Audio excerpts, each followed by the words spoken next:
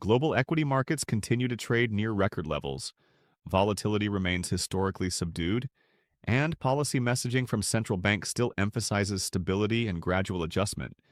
Yet beneath this surface calm, a more consequential process is unfolding that receives far less attention in daily financial coverage. Headlines focus on index levels, quarterly earnings, and isolated data points, reinforcing the impression that risk has been absorbed and that the system has adapted successfully to recent tightening cycles. However, this framing overlooks the deeper structural conditions that determine whether stability is durable or merely borrowed. The most consequential forces shaping the next major market rupture are not visible in price action alone, nor are they captured by conventional narratives about growth, innovation, or sentiment.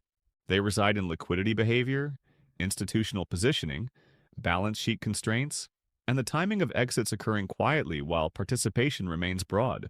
By the end of this analysis, it will become clear why the question is not whether markets face another breaking point, but why the timing of that break becomes apparent only after the mechanisms enabling it are already exhausted, and why recognizing the pattern before it resolves into a date is the only meaningful advantage available to observers willing to look beyond surface indicators. The developments discussed here are not hypothetical, nor are they speculative projections. They are structural processes already in motion, raising an unresolved question that remains largely absent from mainstream discussion: whether the system is approaching another inflection point at the very moment confidence appears most entrenched. Modern financial markets are generally understood to function as adaptive systems, capable of absorbing shocks through diversification, regulation, and policy intervention, with the assumption that liquidity provision and macro-prudential oversight can stabilize outcomes when stress emerges. Over the past decade, repeated episodes of intervention have reinforced the belief that authorities possess both the tools and the willingness to prevent disorderly outcomes, creating a perception that risk has become manageable rather than cyclical. Market participants have grown accustomed to environments where drawdowns are met with support, volatility is dampened by liquidity flows, and systemic stress is addressed before it metastasizes. This belief rests on several assumptions that have gone largely unchallenged: that balance sheets retain sufficient capacity to absorb shocks, that policy flexibility remains intact, and that confidence can be restored faster than it erodes. Yet, current conditions increasingly strain these assumptions. Public and private leverage sits at elevated levels, emergency facilities remain active despite strong headline markets, and liquidity provision appears less a function of economic expansion than of stress containment. The system continues to operate, but the margin between stability and fragility has narrowed, revealing early signs that stress is not absent, but merely redistributed across institutions and time. To understand why this matters, it is necessary to revisit how previous periods of apparent stability unraveled under similar conditions, not through sudden shocks, but through the gradual accumulation of imbalances masked by rising asset prices. In the late stages of prior market cycles, confidence did not deteriorate because participants suddenly discovered risk, but because the mechanisms sustaining expansion ceased to function as expected. During the late 1990s, liquidity was abundant, valuations expanded far beyond historical norms, and public participation surged, all while structural weaknesses were dismissed as irrelevant in the face of innovation narratives.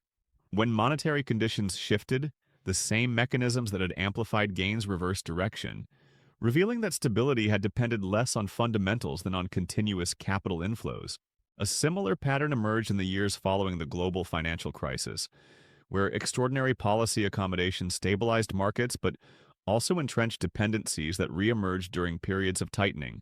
In each case, authorities acted decisively to contain immediate fallout, but the longer-term consequence was not the elimination of cycles, only their postponement and magnification. What connects these episodes is not the specific trigger that marked the beginning of decline, but the sequence that preceded it. Liquidity expansion created the conditions for risk transfer, confidence enabled broad participation, and institutional actors used periods of optimism to adjust exposure, often through public offerings, secondary sales, or gradual de-risking that went largely unnoticed at the time. By the time stress became visible to the broader public, the system had already shifted from expansion to exhaustion. The relevance of this history lies not in its dates but in its mechanics, which suggests that markets rarely break when fear dominates headlines, but when belief in stability becomes consensus and the capacity to absorb further risk has quietly diminished. That same dynamic, increasingly evident today, raises a critical question about whether current conditions represent resilience or merely the final phase of a familiar sequence. The pattern that emerges across cycles is not difficult to identify once the focus shifts away from sentiment and toward structure. Systems dependent on trust and liquidity tend to fail, not because participants lose faith simultaneously, but because the mechanisms that translate confidence into functioning markets cease to operate smoothly. Early signals are often dismissed precisely because they coexist with rising prices, leading observers to conflate market performance with systemic health. Liquidity injections intended to stabilize conditions can temporarily reinforce this illusion, encouraging further participation even as underlying stress persists. Over time, however, the divergence between surface stability and structural strain widens, creating an environment where small disruptions carry disproportionate impact. The question facing markets now is not whether this trajectory exists, but whether its current position within the cycle is being accurately assessed.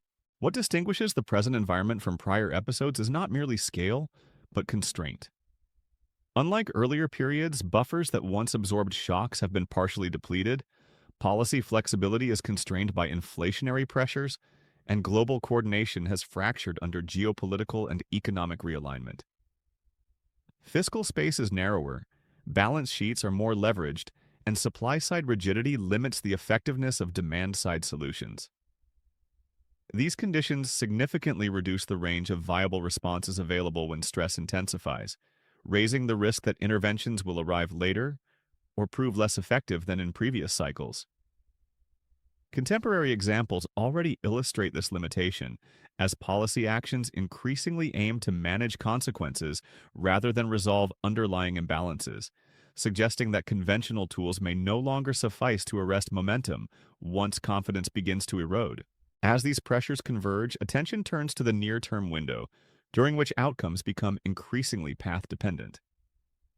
The coming period is defined less by intention than by constraint, as policymakers, institutions, and investors respond to developments within a narrowing margin for error. Catalysts need not be dramatic to accelerate this process. Minor shifts in expectations, incremental tightening of financial conditions, or localized disruptions can cascade through interconnected systems already operating near capacity. Competing stakeholders, each acting rationally within their own constraints, may collectively produce outcomes that no single actor intends. This dynamic introduces an unresolved tension at the heart of the current environment, one that suggests the system may soon be tested not by the absence of support, but by the limits of its effectiveness. Before concluding, it is important to address the narratives commonly used to reassure participants that risks remain contained. Officials and commentators often point to strong employment data, resilient corporate earnings, or the adaptability of markets as evidence of enduring stability. While these factors contribute to near-term confidence, they do not address the structural realities shaping longer-term outcomes. Narrative stability should not be mistaken for resilience, particularly when it relies on conditions that cannot be sustained indefinitely. The distinction between perception and structure becomes critical as cycles mature, underscoring the need to evaluate not just what markets appear to be doing, but why they are able to do it. The core issue revealed through this analysis is not the inevitability of decline, but the process through which systems transition from expansion to adjustment. This process unfolds gradually, often invisibly, until its effects become unavoidable. As this discussion continues, two questions remain central: whether current market behavior reflects genuine strength or deferred vulnerability, and whether participants recognize the signals embedded within liquidity and structure before they resolve into outcomes that appear sudden only in hindsight. For those seeking to understand developments before they become headline crises, continued attention to these dynamics remains essential. The historical record shows that periods of apparent stability often contain the seeds of their own disruption, particularly when confidence is reinforced by policy action rather than organic balance. In the years preceding previous market breaks, authorities frequently acted to smooth volatility and sustain growth, reinforcing the perception that risks were both understood and manageable. During these phases, monetary accommodation and regulatory flexibility succeeded in delaying immediate stress, but they also altered behavior in ways that amplified longer-term vulnerability. Market participants learned to interpret intervention not as an emergency measure, but as a feature of the system itself, encouraging greater reliance on liquidity and less attention to underlying resilience. This dynamic was visible in the years leading up to the early 2000s downturn, when accommodative conditions fostered speculative excess under the assumption that growth narratives justified valuation expansion. When the policy environment shifted, the adjustment was swift, revealing that confidence had rested more on continued support than on sustainable fundamentals. A comparable sequence unfolded in the period following the global financial crisis, when unprecedented monetary easing stabilized markets but also entrenched dependencies that would later prove difficult to unwind. Quantitative easing suppressed volatility, compressed risk premiums, and incentivized leverage across asset classes, creating an environment where capital allocation increasingly favored financial engineering over productive investment. As long as liquidity expanded, these imbalances remained obscured, masked by rising asset prices and the perception of recovery. However, when normalization efforts began, even modest tightening exposed the fragility beneath the surface. Market reactions during this phase demonstrated that stability achieved through extraordinary measures does not eliminate risk but redistributes it, often concentrating vulnerability in areas least visible to conventional analysis. What makes these episodes instructive is not the specific instruments employed, but the behavioral response they generated. Confidence, once reinforced by policy backstops, became self-referential, feeding on itself as participants interpreted rising prices as validation of underlying strength. This feedback loop encouraged broader participation, including from actors less equipped to absorb volatility, thereby increasing the system's sensitivity to disruption. Institutional players aware of this dynamic adjusted exposure incrementally, often through mechanisms that appeared benign at the time but collectively signaled a shift from accumulation to distribution. The result was not an abrupt collapse, but a gradual erosion of structural support that only became apparent once stress reached a critical threshold. Drawing a line from past to present reveals a recurring pattern in systems dependent on liquidity and trust. Expansion phases driven by abundant capital tend to obscure the buildup of leverage and mispricing, while early warning signals are dismissed as noise, precisely because they coexist with positive performance. When intervention becomes normalized, it alters expectations about risk and reward, leading participants to underestimate the consequences of eventual adjustment. The trajectory follows a recognizable path. Initial stress prompts support, support restores confidence, confidence enables risk transfer, and risk transfer sets the stage for reversal. The challenge lies in identifying where along this path the system currently resides, particularly when surface indicators suggest calm. The present environment exhibits features that align closely with the latter stages of this pattern, yet it also introduces constraints that complicate potential responses.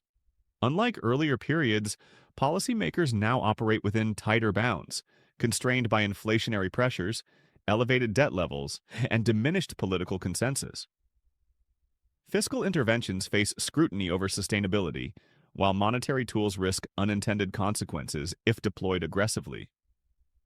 Supply-side limitations further restrict the effectiveness of demand stimulation, reducing the margin for error. These factors combine to create a landscape in which traditional stabilization mechanisms may slow deterioration, but struggle to reverse it once momentum shifts. Concrete examples of these constraints are already evident in contemporary policy debates, where efforts to balance growth, inflation, and financial stability increasingly involve trade-offs rather than clear solutions.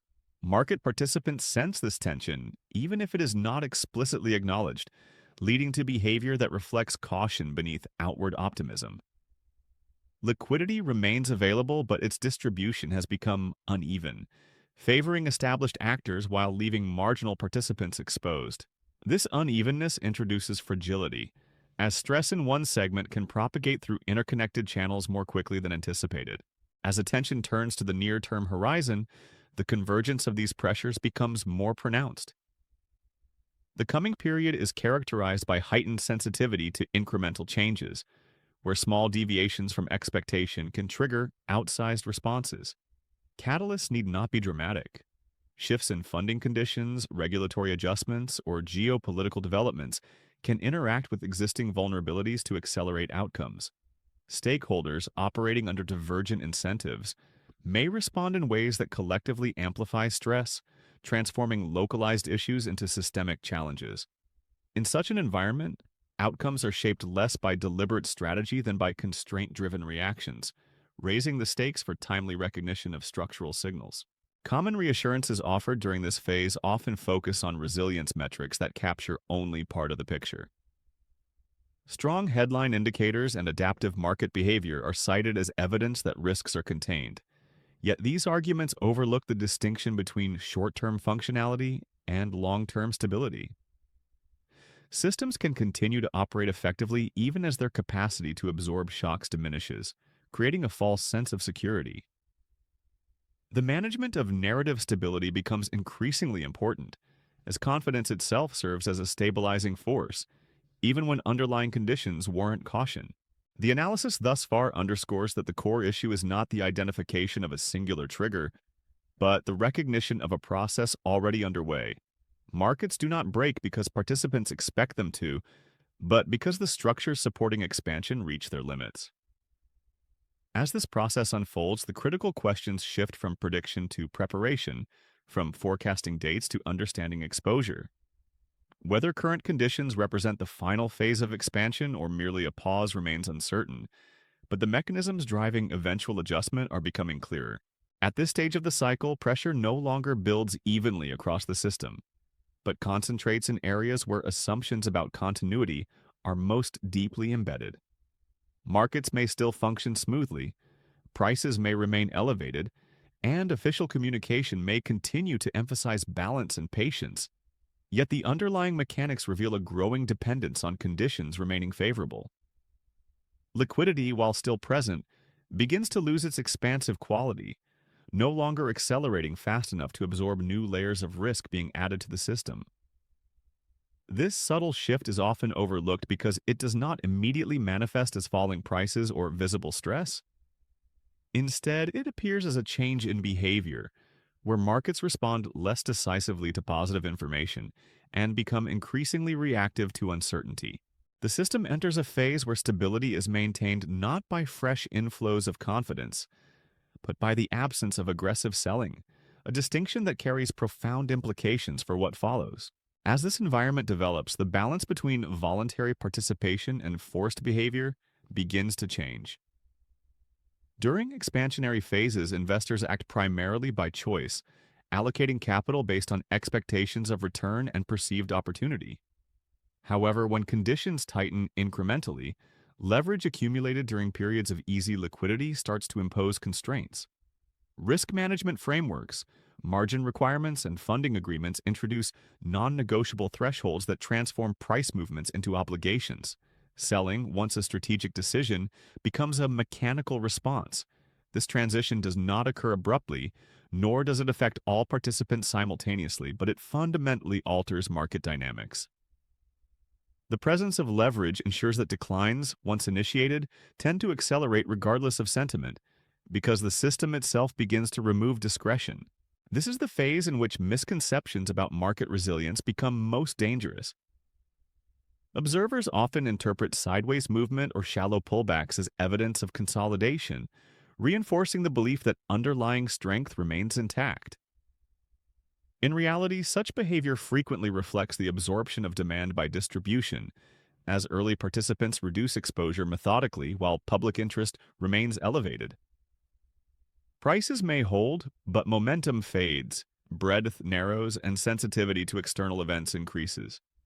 The market becomes less tolerant of surprises, and reactions to data releases, policy signals, or geopolitical developments grow increasingly asymmetric. Positive news yields muted responses, while negative developments provoke disproportionate adjustments, revealing a shift in the balance of risk. The distinction between narrative stability and structural resilience becomes particularly important in this context. Official reassurances and optimistic commentary can sustain confidence temporarily, but they cannot restore capacity once it has been consumed. Markets reliant on continuous support develop a form of dependency that is not immediately visible, yet becomes decisive when conditions change. Liquidity that once felt abundant turns selective, available to those who do not urgently require it, while those under pressure find access constrained. This selectivity reinforces inequality within the system, amplifying stress in weaker segments and increasing the likelihood that localized issues propagate outward. As these dynamics unfold, the window for orderly adjustment narrows. Policy responses, even when anticipated, operate with inherent delays and face diminishing returns.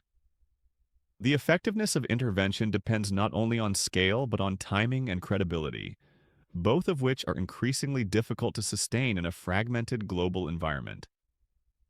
Markets conditioned by years of accommodation may demand responses that exceed what authorities can credibly deliver without introducing new risks. This mismatch between expectation and capacity introduces a destabilizing element that cannot be resolved through communication alone. The near-term pressure window is therefore defined less by a specific event than by the convergence of constraints. Funding conditions, policy flexibility, institutional positioning, and public confidence intersect within a relatively short time frame, creating an environment where outcomes become highly sensitive to marginal changes. Competing stakeholders, acting rationally within their own mandates, may inadvertently contribute to instability through actions that appear prudent in isolation but harmful in aggregate. The system approaches a point where control gives way to reaction, and where the distinction between management and mitigation becomes increasingly blurred.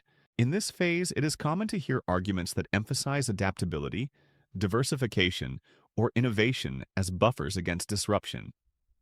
While these factors contribute to long-term resilience, they do not negate the immediate impact of structural imbalances accumulated over time. Adaptation requires space, resources, and coordination, all of which are constrained when systems operate near their limits. The persistence of such narratives reflects a desire to maintain confidence, but it also risks obscuring the urgency of addressing underlying vulnerabilities before they manifest in more disruptive ways. The progression described here underscores that market breaks are rarely sudden in origin, even if their expression appears abrupt. The conditions that make adjustment unavoidable develop gradually, shaped by incentives, constraints, and behavior reinforced over extended periods. By the time declines accelerate, the most consequential decisions have already been made, often quietly and without fanfare. The remaining uncertainty lies not in whether the system will adjust, but in how prepared participants are when discretion gives way to necessity. As the analysis moves toward its conclusion, the focus shifts from diagnosis to implication. Understanding where the system stands within this cycle does not guarantee immunity from volatility, but it does inform positioning and expectation. The exact day when the market breaks will not announce itself through headlines or forecasts. It will emerge as the culmination of processes already visible to those willing to examine liquidity, leverage, and behavior rather than price alone. What follows this stage is often misunderstood because it does not immediately resemble crisis. There is no singular announcement, no decisive moment that signals transition from stability to breakdown. Instead, the system begins to reprice assumptions that were formed under conditions of abundance, gradually at first, then with increasing urgency. Asset values adjust not because participants suddenly discover new information, but because expectations embedded in prices are no longer sustainable under tightening constraints. This process is inherently destabilizing because it unfolds unevenly, affecting different segments of the market at different speeds, creating the illusion that problems remain isolated even as correlations quietly increase. As repricing accelerates, the distinction between rational adjustment and forced behavior becomes increasingly blurred. Early declines are often framed as healthy corrections, restoring balance after extended gains. Many participants expect recovery based on prior experience, assuming that intervention will reassert itself before losses deepen. Yet this expectation itself becomes a source of vulnerability when it delays necessary adjustments. As prices move lower, leverage accumulated during favorable conditions begins to assert influence, transforming manageable drawdowns into compulsory reductions. Margin requirements rise, collateral values fall, and access to funding tightens, compelling actions that are disconnected from long-term conviction. At this point, the system no longer responds primarily to information, but to obligation. The impact of this shift extends beyond financial markets into the real economy, where decisions made under assumptions of continued expansion are tested under emerging constraints. Companies that relied on inexpensive capital or continuous refinancing find conditions changing rapidly, forcing reassessment of growth strategies, investment plans, and employment decisions. The transition from expansion to preservation occurs quietly at first, reflected in postponed projects, cautious guidance, and subtle tightening of credit terms. These adjustments rarely dominate headlines until their cumulative effect becomes unavoidable, reinforcing the perception that the downturn arrived suddenly, rather than as the result of a prolonged structural process. Public perception during this phase often lags reality, shaped by narratives that prioritize explanation over accountability. Analysts revisit earlier optimism, identifying signals that were previously dismissed, while policymakers emphasize external shocks to contextualize outcomes. The desire to attribute disruption to discrete events obscures the more uncomfortable truth that the system had been operating beyond balance for some time. The search for an exact cause mirrors the search for an exact date, both reflecting a preference for clarity over complexity. Yet markets do not operate on calendars, and breakdowns are not triggered by singular decisions, but by the exhaustion of capacity across interconnected structures. The deeper implication of this cycle is not merely financial, but behavioral. Each iteration reinforces patterns of expectation and response, shaping how participants perceive risk and opportunity in subsequent expansions. When adjustment follows prolonged accommodation, the memory of support lingers, influencing behavior even as conditions change. This creates a tension between experience and reality, where lessons learned in one environment are misapplied in another. Recognizing this tendency is critical to understanding why cycles persist despite awareness of their mechanics. Ultimately, the concept of an exact day when the market breaks is appealing precisely because it offers a sense of control in an inherently uncertain system. Yet the fixation on dates obscures the more important question of preparedness. The outcome of each cycle is largely determined before the visible break occurs, shaped by positioning, leverage, and resilience established during periods of calm. By the time adjustment becomes evident to all, the opportunity to act decisively has often passed, leaving participants to respond rather than choose.